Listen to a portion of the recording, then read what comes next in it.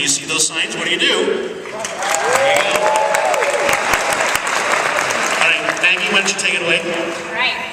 First, we'd like to thank our selection and host committees. So please stand if you are on one of these committees so we can thank you for your efforts.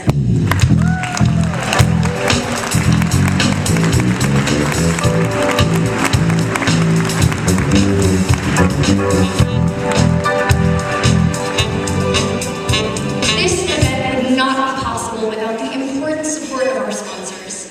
Our presenting sponsor has supported us for nearly 20 years. UMB Bank.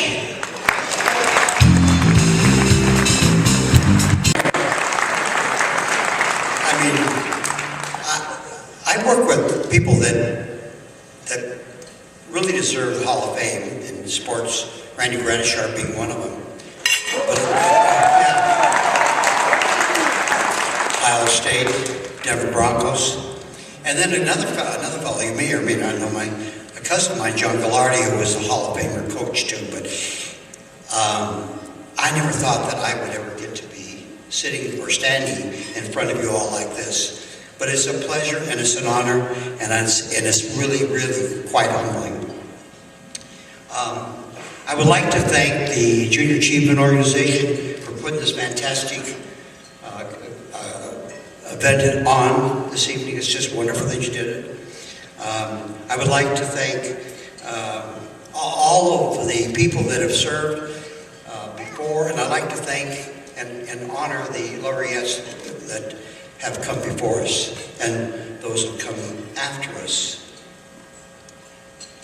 The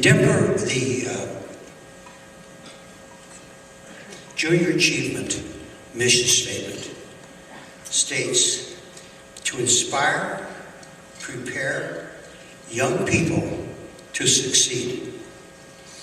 Now, my mission is not our mission. The company mission is not much different than that. Our mission is to help people.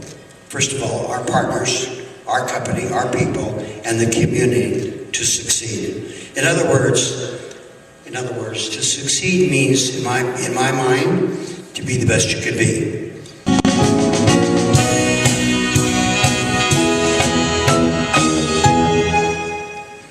Good evening. What a wonderful evening tonight to gather with everyone here and break bread and celebrate some awesome people in our communities. People that not only worked hard, but to achieve what they've all achieved, but to give it back to the communities and to help the youth in our communities. That was our mantra at the Gallegos Corporation. I prepared a few words here, and but before I start, let me just say that thank you to the selection committee for choosing my brother Gerald. And truth be told, we all wish he was still here with us yet in untimely passing to the other side. But we still feel that he's with us. And thank you to all our friends that came up from Vail and Edwards and everywhere to all the nice words that were said in that video presentation. Thanks to the Denver Chamber of Commerce for choosing my brother. And congratulations to all the other laureates here tonight. I was very impressed when I saw who we were on the program with, and to see all the past laureates march across the stage. I think we're in great company here, and I'm very honored to be here tonight. 1971, Roy Disney cut the ribbon for the grand opening of Disney World in Orlando, Florida. Now, Roy Disney cut that ribbon because his brother Walt Disney had passed away 5 years earlier. And a reporter said, "Wow, this place is fantastic. It's a shame Walt isn't here to see it." And Roy said, "Oh, he saw it all right. That's why it's here." See, Walt Disney was a creator. And he understood that we are here to create, not to compete for that which is already created. And I just want to acknowledge Junior Achievement for honoring so many people tonight and in the past who've created great companies, great business. It's about creation. And also for their influence on young lives to go out and create, make the world a better place. If you want to create at scale, it's a team sport. And I stand on the platform, but the honor goes to my teammates, my coworkers, my family, friends, business partners. It's all about relationships if you want to scale the creativity. So I'd like to thank a few people tonight. First of all, I'd like to thank my good friends who were in the video, and really appreciate you and your creators. In 1976, we formed an employee-owned real estate company called The Group, and we have 4 tables of groupies here tonight. I would like to acknowledge all of you. Without you, I would not be here.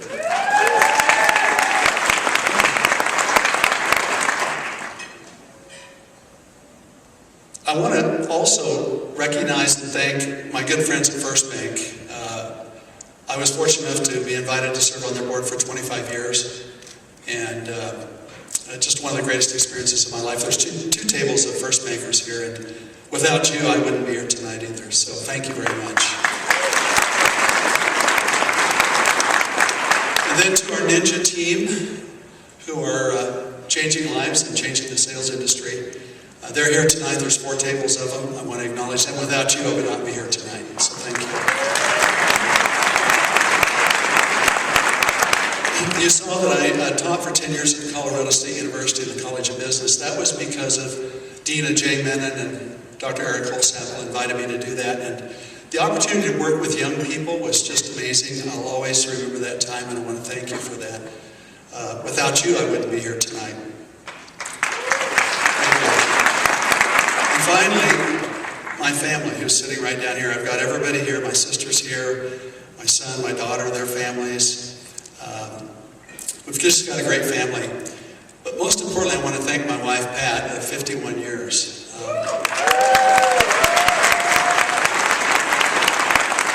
So we talked about teammates, and we're a team, and she's the leader of the team. She has the power. I don't make any major decisions without her. And so, Pat, without you, I wouldn't be here tonight. So thank you very much. On behalf of the Denver Metro Chamber of Commerce, thank you for joining us here tonight. The Daniels Fund and the Chamber share a commitment to leading with integrity, honesty, respect, and excellence. Bill Daniels, who established the Daniels Fund and is a 1996 laureate to the Colorado Business Hall of Fame, built his career on these values. Tonight, the 2020 laureates show us that leaders present themselves in many ways. From individuals who taught them, who brought their leadership back to the communities that raised them, to people who grew a vision for a community from the ground up, and to leaders who channeled their energy into advocating for communities that needed a voice. These laureates have brave, bold, and passionate. Linda, as I start talking, I want to take a minute just to recognize the past laureates who walked down the stage tonight, and in particular, I want to thank you for your leadership. I can't imagine anyone carrying out Bill Daniels' legacy better than you've done for us. And to all the past laureates that are here tonight, thank you for coming back to join us. In particular, what struck me is Ed Makovsky said he wanted to be a furniture salesman, and I thought, hey Jake, aren't you glad he didn't? This year's 8 laureates are so impressive to see, and I love when we get to learn more about them and they tell their stories. Like every single year, these are people who have had incredible success in business, but they've had another piece, and the piece that really stands out this year, the value, is their compassion. Not just their compassion for their family and their friends, but their compassion for their community, for their state, for their employees, their commitment to give back, and this year's inductees really set a high bar. They're a model for those JA students that Robin and her team are working so hard to ensure they build a pipeline of leaders like this for our future. It's my privilege to represent UMB and the nearly 200 associates here in Colorado. While the bank has been in Colorado over a quarter of a century, I've only had the good fortune of being here 3 of those last years. So as a relative newcomer, I've heard many of the names, I've seen the impact that all these folks have had on the community, but being able to watch the vignettes and hearing from the honorees is nothing short of inspirational. I want to say a quick thank you to both Robin from Junior Achievement and Kelly from the Chamber for putting on another spectacular event. Also, thank you for letting UMB be a part of this once again. This is our 17th year serving as title sponsor, something we're very proud of. And we believe that celebrating business with its ability to innovate and grow serves as the foundation of a vibrant community. Wonderful, wonderful event. Ken and I are honored to be here, and we'd like to thank the Denver Chamber of Commerce and the Junior Achievement for their warm hospitality, as well as for all the hard work that went into making tonight possible. I can't overstate how impressed Ken and I have been with the members of Junior Achievement here tonight that we've met. It's the charismatic and capable group of individuals that we see tonight is something that's, I think, truly extraordinary. I'd also like to note how humbled that we are to be part of a group of these inductees here. It's an honor to find ourselves with such fascinating, distinguished, and accomplished company, both past and present. Toward that end, we'd also like to extend our congratulations to all of them, as well as those who are here on behalf of the inductees who are no longer with us. To read what Greg mentioned in his remarks, we're both humbled to be able to be here this evening and be among the group of very distinguished inductees. And I think it's particularly special for us and our father, Chuck Stevenson, who is being inducted tonight as well. It's an honor to be included as his peer, and also a special privilege to have a chance to represent him this evening. Chuck was a man with both character and vision, and he was one of my earliest examples of virtues that Greg outlined. Moreover, his vision was bold and ahead of its time, and it's been a privilege for Greg and me to implement, and then to be able to have the chance to expand upon it over the past 3 decades. I think I speak for both of us and our family when I say that we owe Chuck a heartfelt thanks, and I'm grateful to have the opportunity to do so this evening. I would like to thank our friends, family in attendance this evening. To get so many of you dressed up and out of town on a Thursday night is very impressive. And for those of you, it's no small feat, and some of you know who I'm talking about. So, but the jokes aside, it means a lot to look out there and see so many special faces, and to be able to join you all this evening. Thank you to my friends. I have to pay them to be here.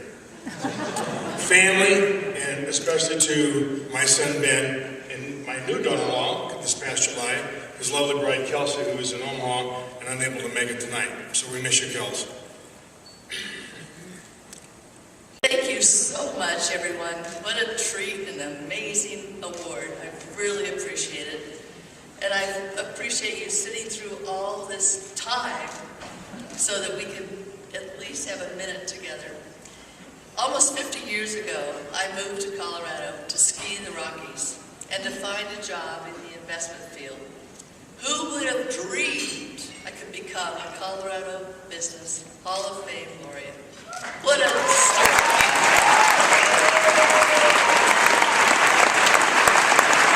So thank you to the Chamber, thank you to Junior Achievement, thank you to all my friends that supported this process.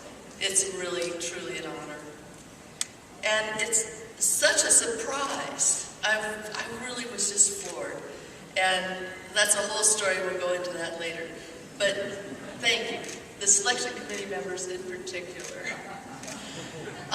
You may know that in 2002, my husband, Joe Wagner, received this award, and I'm so very pleased. I'm so pleased to be able to join him in this distinguished list of honorees. And I know it's so special for our children and our grandchildren to be here tonight to honor him. And of course, all of his friends to honor him too. For years, we've been showing kids how to take control of their lives, control their futures. I'm an Army grad, a working class kid. The older I get, the more success I enjoy. the more it matters to me that we create a playing field where not just my girls, but every kid has a better shot at a greater future.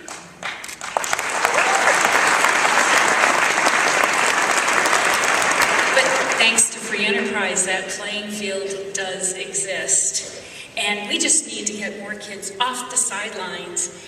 And junior achievement can do that because our programs work. And educators count on us to fill a huge gap in education with our no cost and our world-class programs.